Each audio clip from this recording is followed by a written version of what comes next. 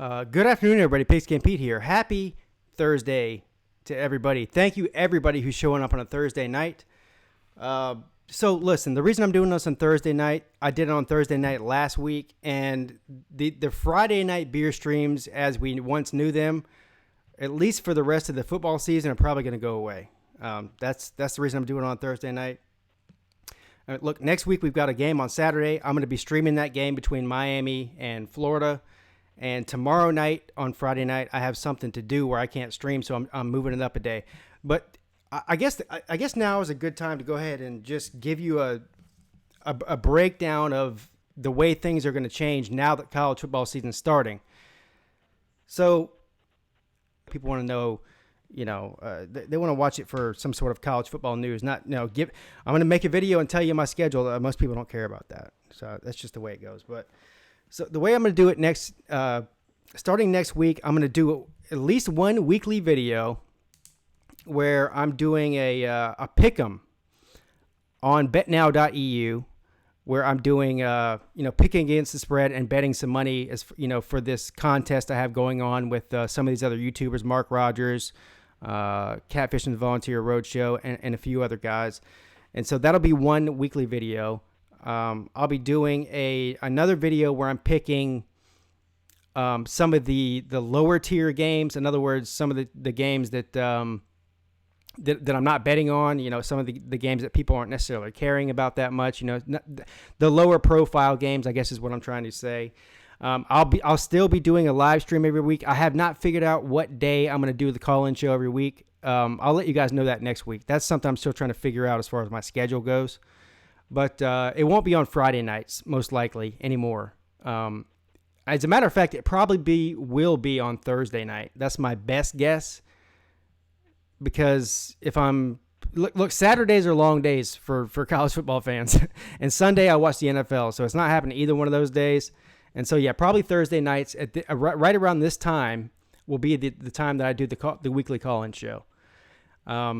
And then, the rest of the videos for the rest of the season will just be, meaningless videos that I upload reacting to stuff and, arguing with people. That's probably the way that's going to work. Listen, that was a terrible breakdown of my schedule for the next, 4 months. But that's a loose interpretation of what's going to be happening on here. And also, I do have some, big announcements coming in the next, say, anywhere between 2 and 4 weeks, as far as both the future of this YouTube channel and some other things related to that.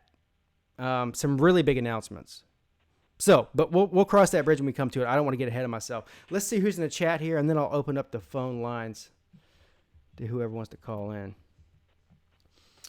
Looks like we got College Football Maniac, Tiger Nation. Tiger Nation says, "I know what you're doing, Pete." Yeah, what am I doing? College Football Maniac says, "Me too." What am I doing? I'm doing a show, folks. Bartholomew, E-I-E-I-O. Apologize to Lou. Yeah, listen, I've been arguing with Lou. I wouldn't call it arguing, because arguing is not fun. Listen, I argue with my wife all the time. That's not fun. Arguing with Lou is more fun than anybody could ever imagine. Delta Charlie, what's up, Pete? Like to get that Notre Dame guy on again. I enjoy his show also. I heard from his channel in a while. YouTube unsubscribed you, from his channel? Oh, that's weird. The General, good morning, Pistol Pete.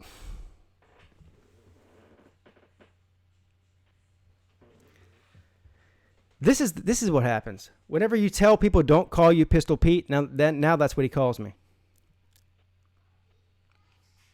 But the joke's on you, sir, because I did get the inspiration for making my name off of Pistol Pete, so it's not too far of a stretch. Chris Senior, or Senior? Senior?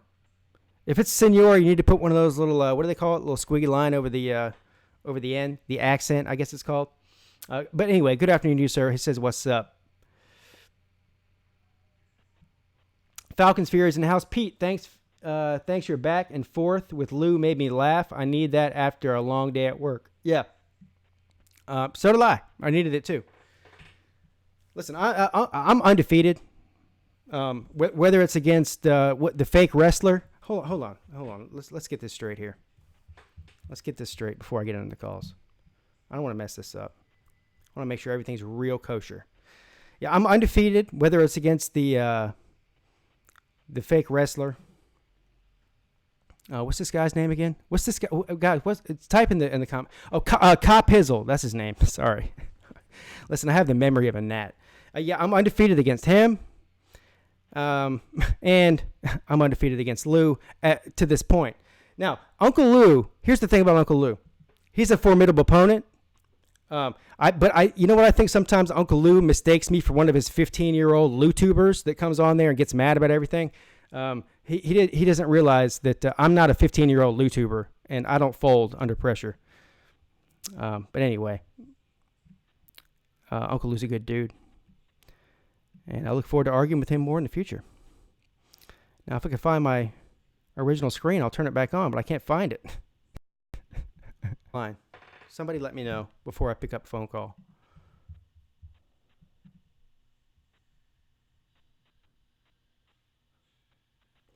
Am I online?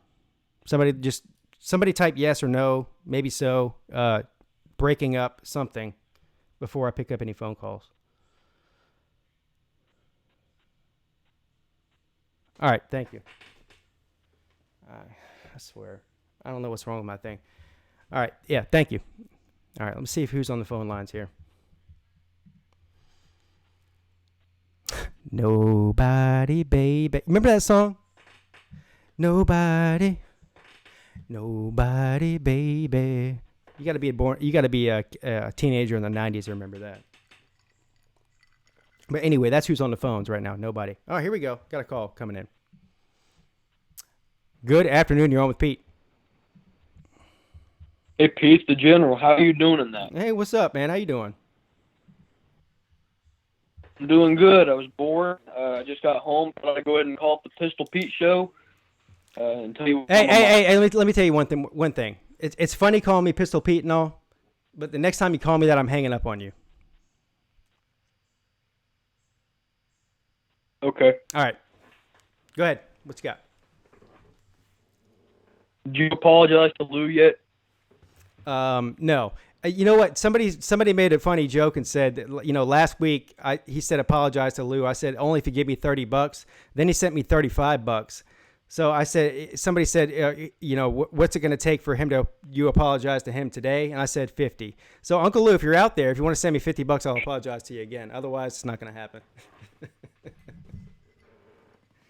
Okay, well, I don't suggest that at all. But anyway, tell me what you think about this Florida-Miami game that's coming up here in a week or so. Yeah, so I'm glad you brought that up because that's, you know what, all this Clemson talk and all this, everyone was, look, if you're Clemson or Alabama, everyone wants to talk about you, and I get that. And believe me, I want to talk about Clemson too, but this is not just a Clemson YouTube show. This is a college football YouTube show. And let's be real here. The game that matters is the one that's coming up, 16 days from today, right? And that is Florida and Miami. And I have gone back and forth on this, and I'm still kind of on the fence about it. I still might change my mind between now and when game time starts. But I was leaning 3 points for Miami. That's been really my solid position. Whoa. And then I went, to Florida. Once they changed to Jaron Williams, I thought, we got a inexperienced quarterback. I know he's not a true freshman; he's a redshirt freshman quarterback. But then what I did, whenever I overreacted a little bit, so I went and watched some film. And there's not a lot of film on him, as far as real game time. But I watched some film on Jaron Williams, and the guy is really good. Now that does not mean that, somehow he's going to go out there and look like Tua Tagovailoa or Trevor Lawrence or Jake Fromm or, one of these experienced quarterbacks in the country. I'm not saying that, but the guy's got skills. He's definitely got the best skills. I see why they picked him to be the starter. So at this point, I think the line, what's the line? Is it still at -7 for Florida? Like 7.5 now. Florida. 7.5. Around there. I would give or take. I would still call this game. I wouldn't give Florida more than 3 points. Look, here's the thing. Florida should be favored in this game. They've got the more experienced quarterback. They've got a more experienced head coach. They've got probably a better defensive line. As far as the offenses go, I'd say they have they definitely have a more experienced quarterback. So look, all the signs point to Florida being able to take care of business here. But I still feel, and this is not the ACC homer in me. I want Miami to win, but I still feel as if Miami's defense is vastly underrated and that Felipe Franks is vastly overrated. And so, look, it doesn't matter really if Jaron Williams, unless he plays terrible. I mean, unless he just goes out there and lays an egg and looks like a complete freshman rookie out there, it doesn't really matter what he does as long as he doesn't turn the ball over. But the real test here is going to be the Florida, and I said this before, that the Florida offense versus that experienced. Can't stand Florida. But that being said, I think Florida wins this game easily. I just cannot see a scenario where Miami wins. And, I'd be the first to admit I probably don't follow the ACC as close as you do because it's Clemson and everybody else. But That being said, I really do think that this game, I think it'll be close in the first half, but then I think Florida starts blowing them out. And that's not because Miami is bad. Anyone who's been reading any of my articles I've written for Volunteer Road, anyone who's knows me knows that I'm really high on Florida this year. I think that defensive line is going to be elite.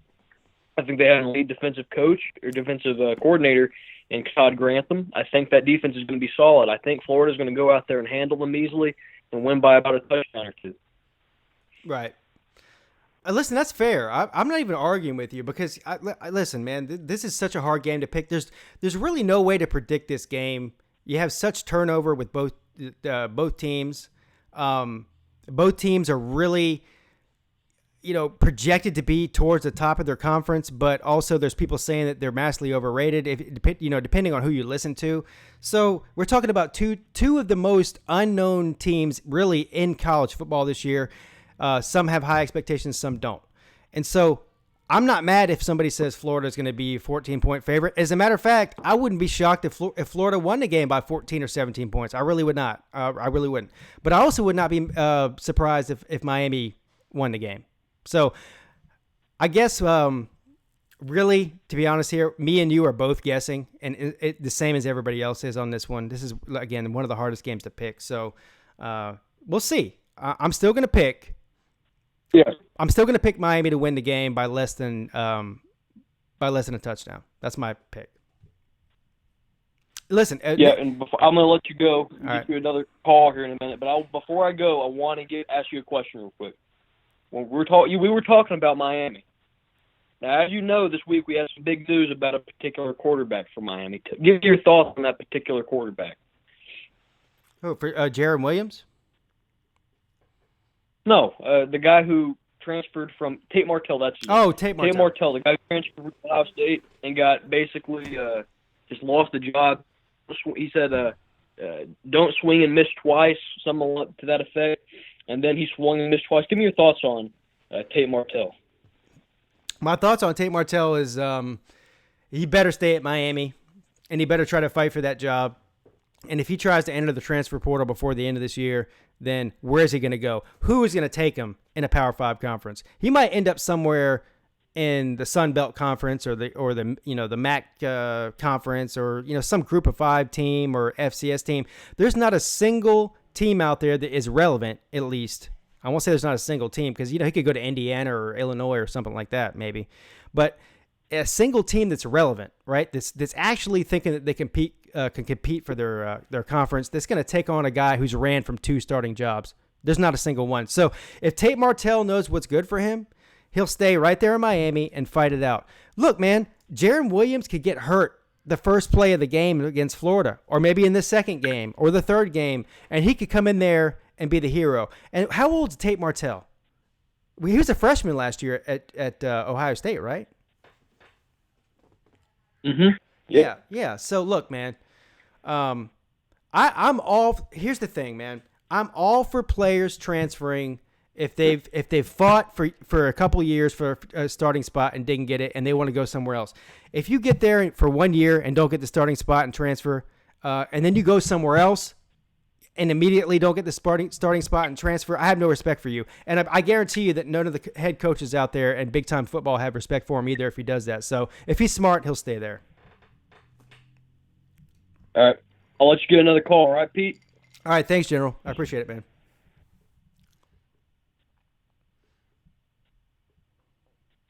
Hey, what's up? How you doing, man? Just counting down, man. It's getting real. We finally got QB number 1. So we're gonna see how that goes. Yeah, so I'm glad you called in, man. So you're a Miami fan, and you just heard, me and the General talking about this. And I know you called in a few weeks ago, and we had this conversation. And I think I picked Perry to have the starting job, and you said you weren't quite sure who was going to get it, but you did mention Jaron Williams. So, I mean, I know it's been a few days now, and most Miami fans, I think that I've seen at least on social media and on YouTube and stuff, are they're not worried about this, and they're pretty happy about it actually. And so, how do you feel about it?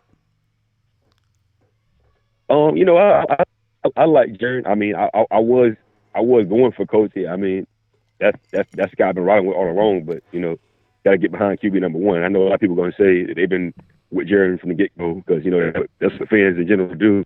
When the guys get picked. But I was pulling for Coty. But I like Jaron's skill set too.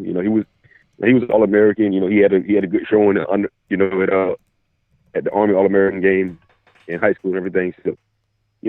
I like his skill set. He doesn't have as powerful as an arm as Perry. I mean, he can still sling it, but he's more accurate. He's more of a precision guy. He can work in the intermediate. You don't have to worry about a pass sailing on him. Right. A lot of the problem with Perry and Tate, a lot of times, they have those 15-yard out routes, where they sell it.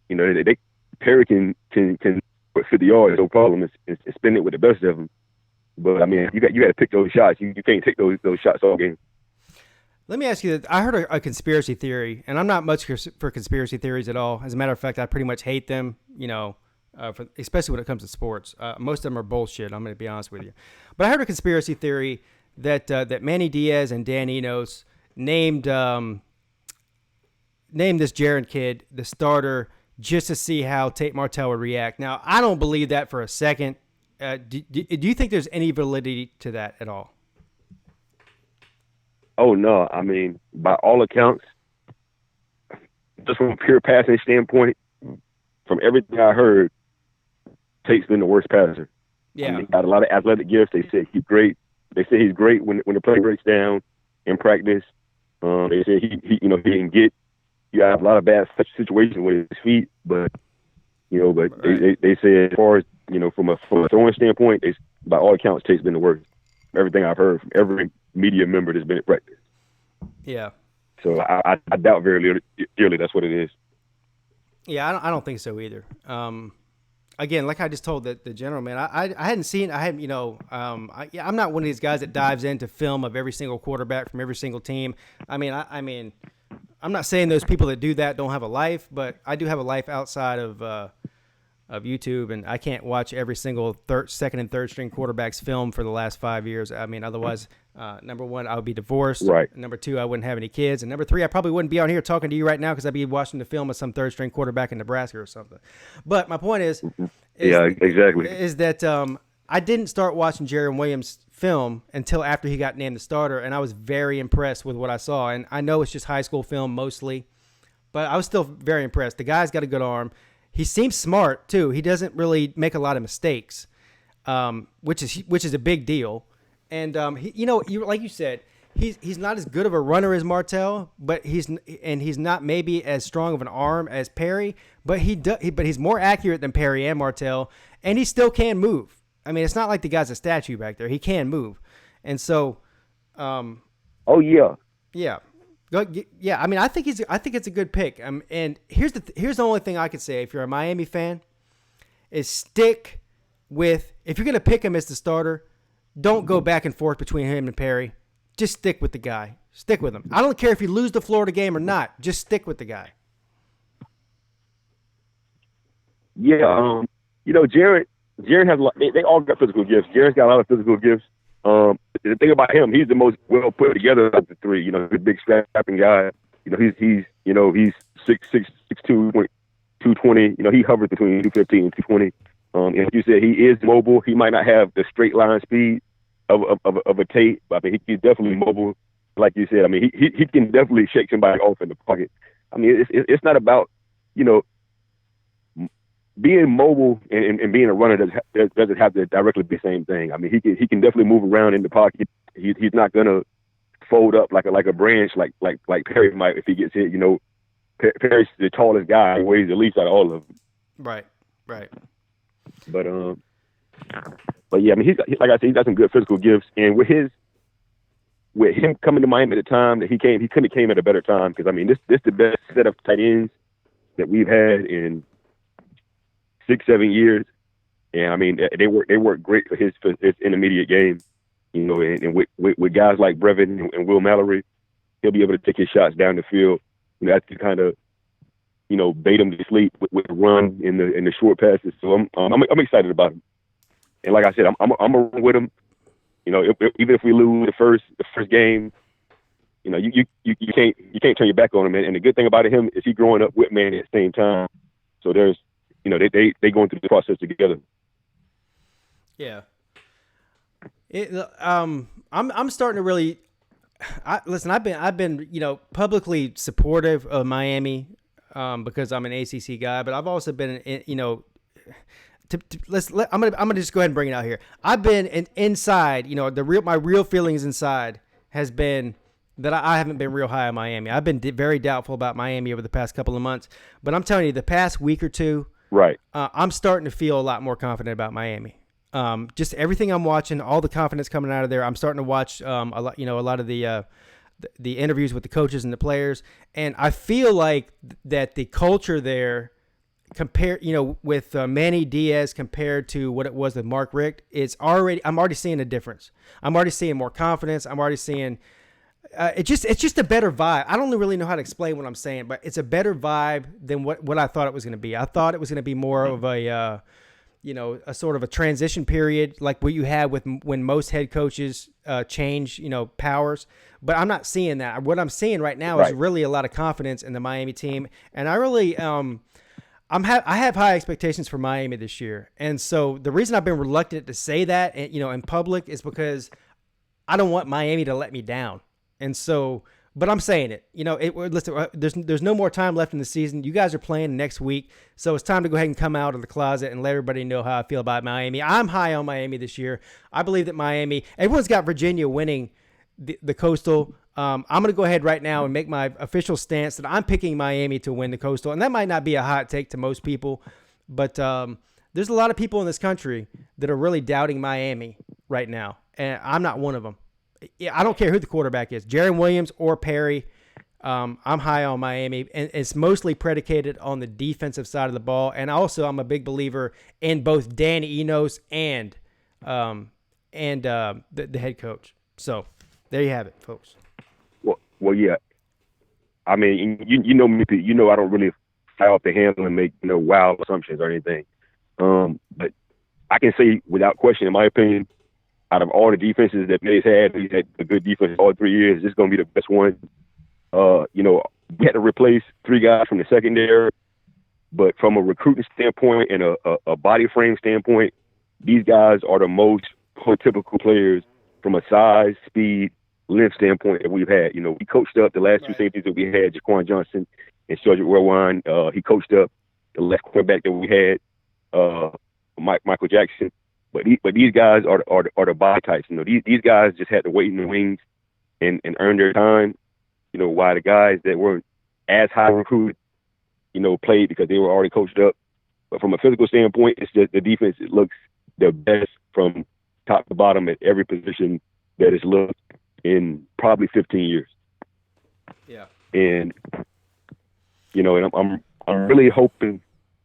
And a lot of people worry about the offensive line. I am too. I'm not even going to lie about that. But the special teams is my biggest concern because not only did we have a lot of 3-and-outs last year, but on top of the 3-and-outs, we had 20-yard punts. Oh man, So that if you already oh, at your own, bro, that Ramon, that Miami offense last year was so painful to watch. As any, I'm a Clemson fan, it was painful for me to watch. I mean, I was cringing at it. And so, but I think you guys will get that. Listen, Dan Enos it may be one of the best quarterback coaches in the country. He really is. And so I think he's a whisperer. Yeah, and I was really impressed with Jaron Williams' interviews. I got another call. It's been holding for a while. All right, definitely, brother. I'm gonna check in with you soon, though. All right, thanks, man. I appreciate you calling. All right, man. All right. Good afternoon. You're on with Pete. Hey, Pete. Hey, what's up, man? How you doing? Hey, it's the Crown Cock. I haven't called in a while. Hey, you sure haven't. I'm glad you finally decided to call back, though. What's on your mind? Well, I mean, I've been talking to you on Twitter and stuff, but just watched you and Uncle Lou feud. What's your name? For like an hour. What's your name on Twitter? Jacob Wise. Oh, okay, yeah, okay, I know who you are. Yeah. All right. I wanted to call in and not talk about college football this time. I want to talk about the Panthers. That's fine. Go ahead, man. What you got? Well, I was thinking, I'm like, do you think Cam, is this a prove it year for him? And do you think it's going to be an upgrade for him or the same or like maybe a downgrade for Cam? Well, first of all, everything that happens with Cam Newton this year depends on his shoulder, right? We all know that. So, but everything we're hearing, everything we're seeing out of training camp is that his shoulder is 100%. And if that is true, then I think you're going to see a great year out of Cam Newton. You know, a lot of people forget last year, before he hurt his shoulder, that they were 6-2, and he had the best numbers passing-wise of his entire career. And, I mean, if you go back through Cam Newton's early career, he had Steve Smith, and that was it pretty much for the first couple of years of his the time he was there. After that, he had nobody. I mean, Greg Olson's been in and out. Greg Olson's obviously a great tight end, but he's not an elite wideout, type. Look, Cam Newton's never had a Julio Jones or an Antonio Brown or a Michael Thomas or somebody like that to throw the ball to. He's always been working with really mediocre receivers on the outside. And until the last year or two, he's never had an elite running back, a real 3 or 4 down running back like Christian McCaffrey. And he's still done pretty damn good. He won an MVP, he'd been to a Super Bowl. That's more than most quarterbacks could say. And again, I think he's massively underrated as long as he's healthy. And that's really the key here because I'm not are you a big believer in Will Grier or whoever else they got behind him? I'm not. Yeah, exactly. I mean, Cam is definitely one of the best quarterbacks in the league, and if he stays healthy, he could definitely go for another MVP year. But what I'm saying is there's got to be depth right behind him, and that's why I think Grier was a great pick. McCaffrey's definitely he was the leader of our offense last year. Yes. Can you agree with me with that? Well, no, I'll agree that I'll agree with you that McCaffrey was the best player on the offense. I will not agree with you that we have depth at quarterback. And I also don't agree with you that Will Grier was a good pick. I won't say that Will Grier wasn't a good pick over, in the grand scheme of things, but to take him in the 3rd round, I did not like that because there was a lot of other positions, in my opinion anyway, that we could have taken at that 3rd round pick than Will Grier.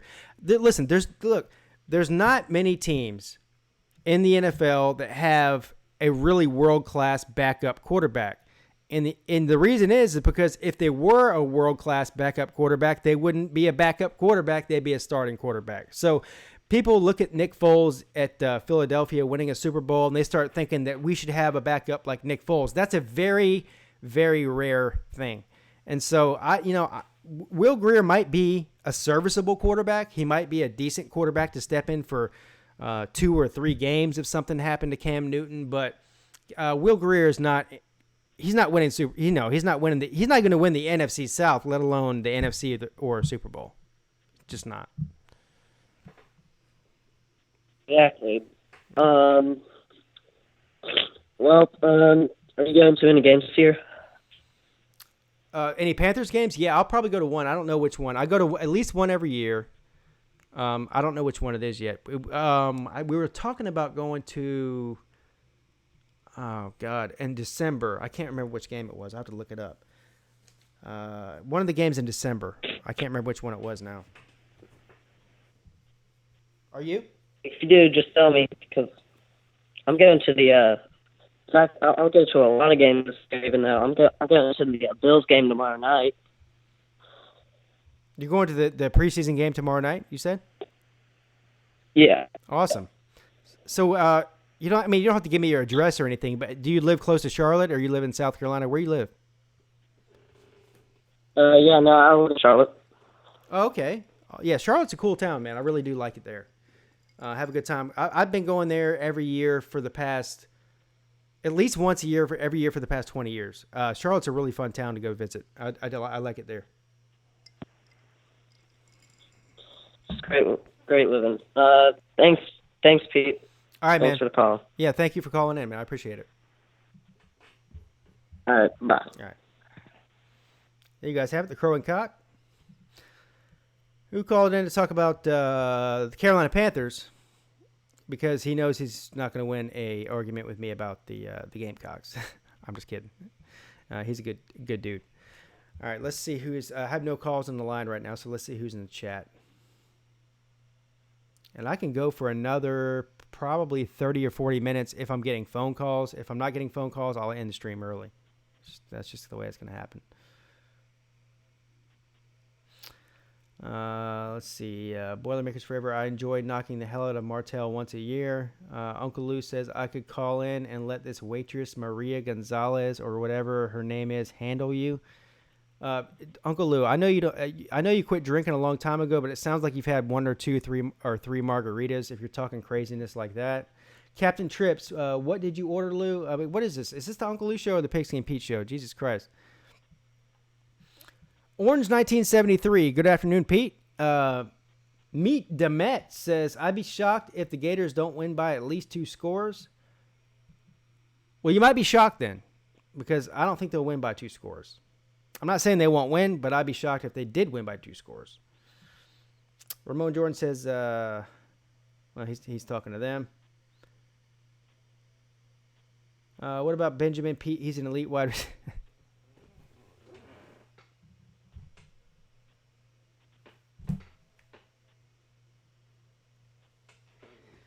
Mario Thomas, you might be drinking the same margaritas that Uncle Lou's drinking up there with Maria, the waitress.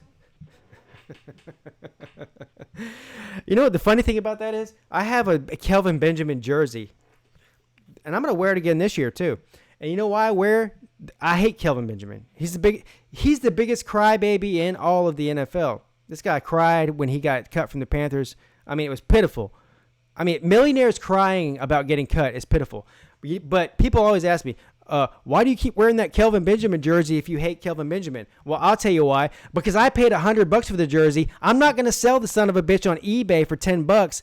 I like money, and I like my money especially. I don't wear the jersey because of the name on the back. I wear the jersey because of the name on the front. And so I'll continue to wear that bitch until there's holes in it and it fucking falls off, as far as I'm concerned. What's up, Russell Harrison? He says, checking in, Pete, go Canes. Well, go Cane. I'm on the Cane bandwagon. What do they do? This? You? Is that it? Right there? Is that what they do? Right there? Go Canes. I'm a Canes fan until at least week 2. Who do they play week 2? I might be a Canes fan for 2 weeks after that, for all I know. Here we go. It's all about the, I call this the 2 L's, but they call it the U. Whatever.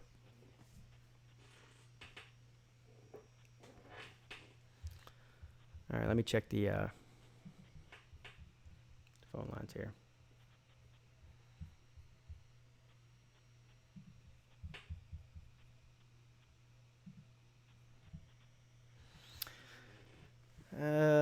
Looks like we a $5 super chat from Ramon Jordan. Many already tied with Mullen with 0 division.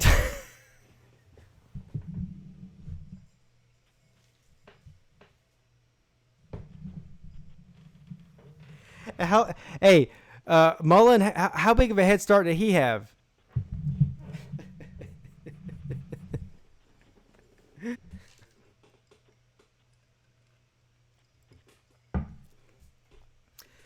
Hey, you know who else he's tied with? Well, at least at South Carolina anyway. I was going to say, he's tied with Will Muschamp. Of course, Will Muschamp did win a division title at Florida, didn't he? I think he did. I don't know. Maybe he didn't.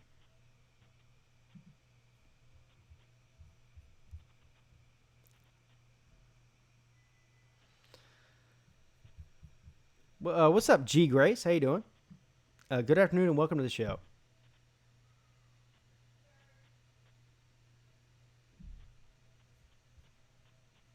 Yeah, okay, that was McElwain. That's what I thought.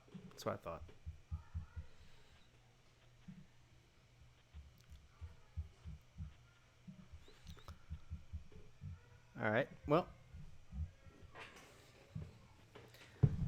there's nobody on the phone line, so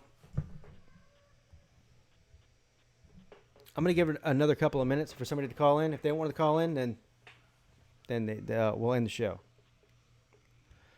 Either that, I'm just gonna put a bunch of copyrighted music on here and blast it until everybody leaves. Mario Thomas, Pete, who's your top 10 college football? That's a good question. Let's do this right now on air. We'll figure this out.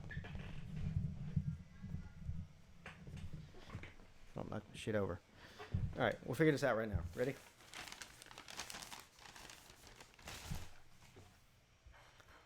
All right. Yeah, I got you. Right? Yeah, top 10 right now. I got you. All right, here we go. Number 1. No, let's start from 10. We'll start from number 1. That's the way it's going to work. We'll start number 1. Clemson.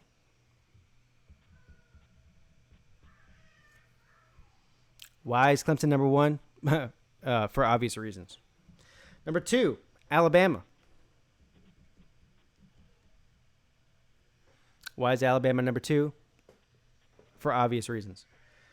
Number 3, Georgia.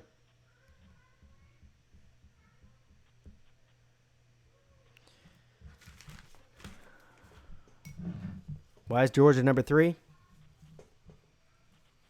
Because they can't beat Alabama or Clemson, and they're number 1 and 2. Number 4.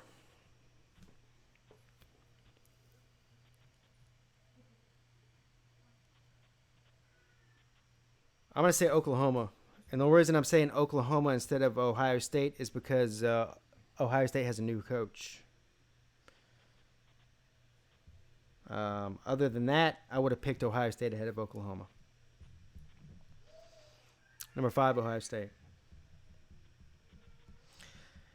Now, I know in the the fake person poll, the poll that doesn't matter, the poll a bunch of as far as the mainstream media goes, they have Ohio State ranked like number 16 or 14 or 12. I don't know, somewhere it's not even in the top 10. A lot of them, and that's exactly why I have Ohio State number 5 instead of those jokers. Is because I'm right 90% of the time more than they are, and they forgot that Ohio State is still one of the most talented teams in the country, and that Ryan Day was on the staff last year, and there's not going to be really that much turnover from last year. Now the quarterback situation is a little bit of a unknown. I'll give you that, but I'm not willing. Here's the bottom line. I'm not willing to put Michigan ahead of Ohio State until Michigan can prove to me that they're not a bunch of slouches that blow every big game. All this stuff about Michigan. They're going to win the Big Ten. They might win the Big Ten. I've been listening to that shit for 3 years. 3 years straight. This is their year. This is their year. This is their year. Well, maybe this is their year, but maybe it's not. And maybe it's not because Jim Harbaugh is a scrub. That's another part of it that I forgot to mention, too. All right, so number 6.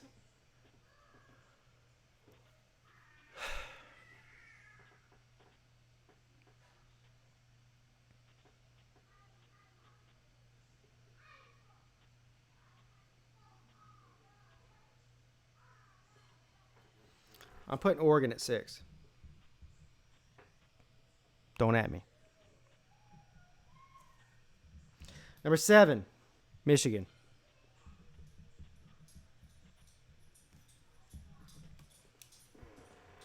You put me on the spot here. This is completely off the top. Number 8.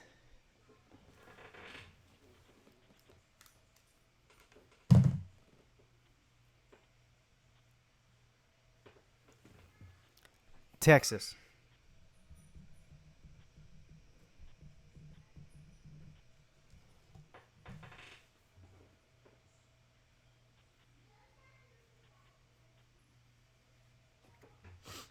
Number 9, LSU.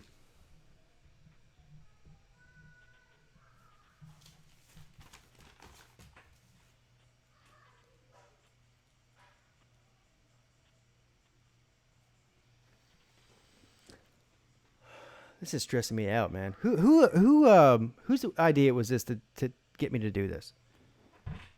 I'm getting stressed out. All right, so let's look. I got 1 through 9 already. All right, I got Clemson 1 because Clemson's the best. Alabama 2 because Alabama's the second best. Georgia 3 because they can't beat Alabama or Clemson. Oklahoma 4, Ohio State 5, Oregon 6, Michigan 7, Texas 8, LSU 9.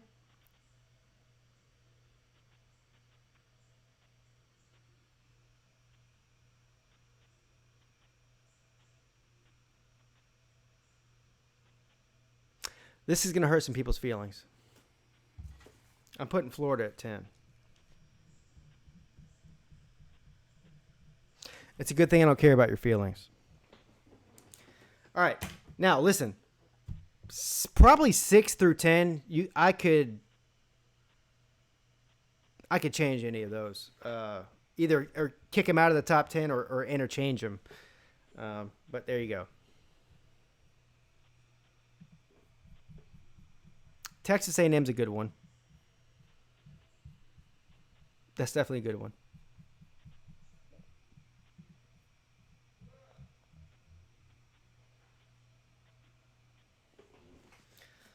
Let's see here. LSU should be higher, says Squidtard. Uncle Lou says UGA can't beat Clemson.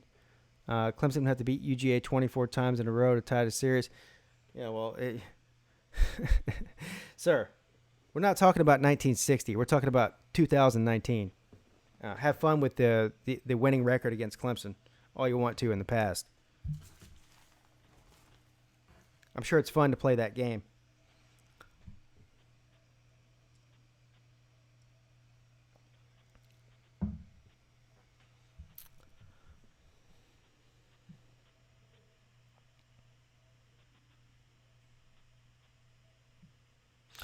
Pete, what's your opinions on Tennessee? I don't really have an opinion on Tennessee. I put Tennessee in the same category as a lot of these other teams that are really hyped, really hyped up without really proving anything.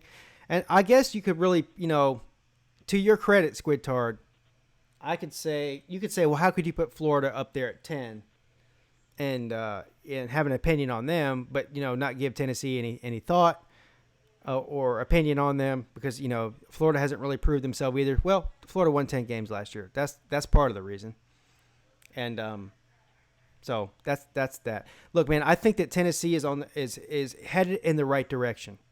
But that's not hard when you've been where Tennessee's been. Uncle Lou says 3-1 this century if you want to talk modern times. Look, the only thing that matters in modern time was 1 and 100. One win versus 100 losses against UGA. They have 2 out of the last 3 national championships. Uncle Lou, Georgia only has 1 national title, unless you want to count that scrub national title from 1942 when half the people that were the age of played football in America were all fighting a war in World War II. If you want to count that, go ahead and count that. But that does not matter, sir. And that also does not dispute the fact that Clemson has and will continue to steal the best players from Georgia. Deshaun Watson, Trevor Lawrence. I'm sure there's. How does it hurt to watch all these Georgia people come to Clemson and win national titles, and you're sitting back there? The last time that the Georgia won a national title, you had shit in your diapers. It must hurt. I know it hurts. Better get used to it, though. It's not changing anytime soon.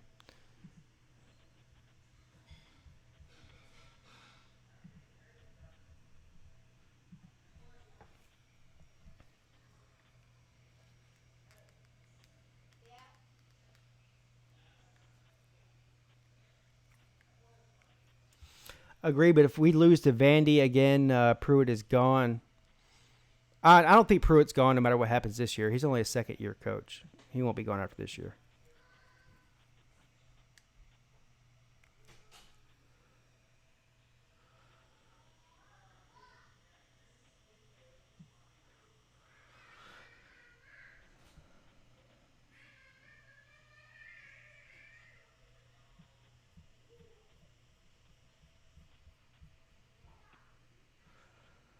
Yeah, if you call stealing all your best players out of your state cheating, then that's definitely true. He's right. We are cheating.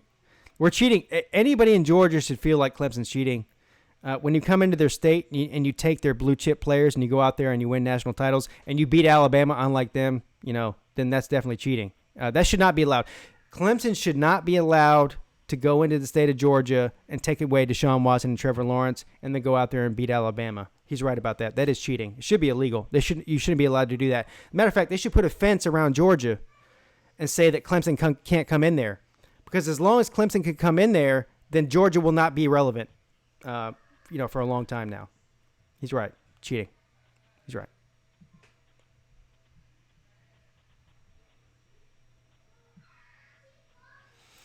All right, I'm going to see if anybody else wants to call in. That's great. If not, I'm going to end this stream because I'm not going to sit here and wait on a phone call. This is a call-in show.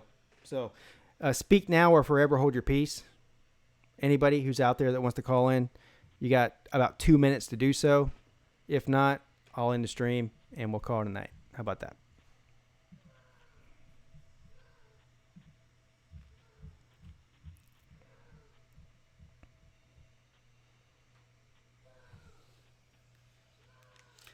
Is Trevor Lawrence winning the Heisman? Look, I'm going to say, I'm going to say no because I'm realistic. And the reality is that there hasn't been a single player in the past maybe decade, I don't know, maybe somebody could pick out one, that has been a preseason favorite to win the Heisman that actually didn't win the Heisman. So last year Tua was the favorite. He didn't win it. You can go back and back. So no, I'm not saying that Trevor will win the Heisman. And here's the thing: I care more about winning titles than Heisman. Listen, there's not a single college football fan in this chat or in the world, unless they're a complete potato head, that would trade a Heisman for a title, right? So I don't care about Heisman as much as I do titles. Would I like to see Trevor win a Heisman? Yes, but if he won a Heisman and they didn't win a title, then I wouldn't be happy about that. No. How many Heismans does Clemson have? 0. They have 0 Heismans. They have 3 titles, though, which is 2 more than the Bulldogs.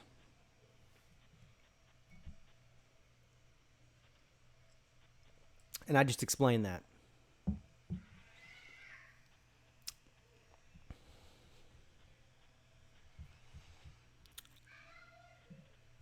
Well, Kirby's a great recruiter, but the problem is that he recruits from the prisons.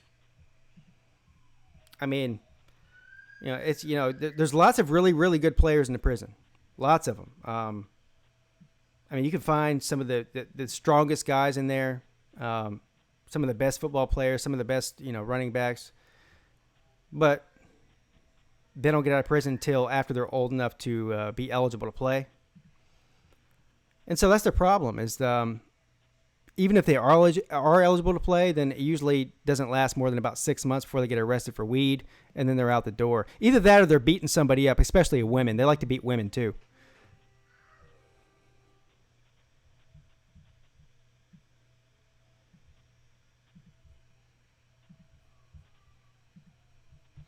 All right, guys. I don't have any callers on, so I'm going to cut this call-in studio down. We are sorry, but the show has ended. Goodbye.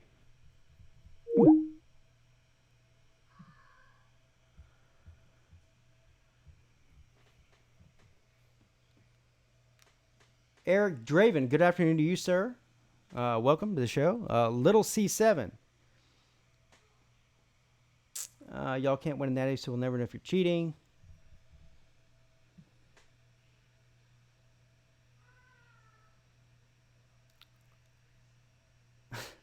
You guys are a trip.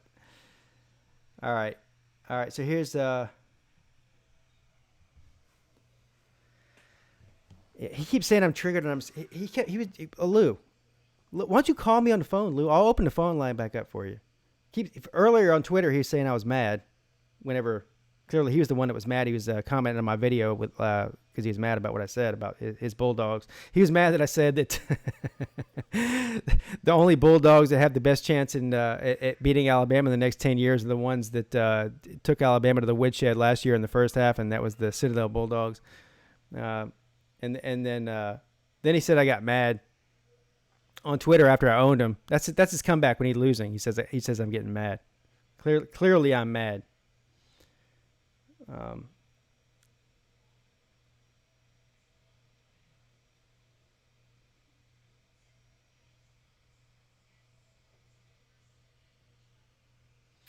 Clemson has 3 losses to Citadel, UGA 0. Well, that's probably because Clemson's played the Citadel probably about 50 times more than UGA.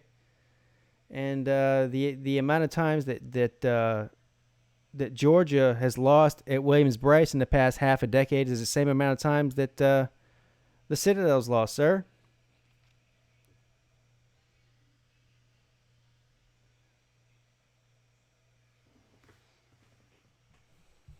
Anyway, why am I arguing with you in the chat? I already destroyed you at Twitter. Anybody who wants to look at the Twitter battle, go read it. It's still up there, unless he deleted his comments. By the way, I love Uncle Lou. He's more fun to argue with than anybody. But again, like I said at the beginning of the show, he forgets that I'm not one of these 15-year-old Lou tubers who comes on there and gets shut down by him.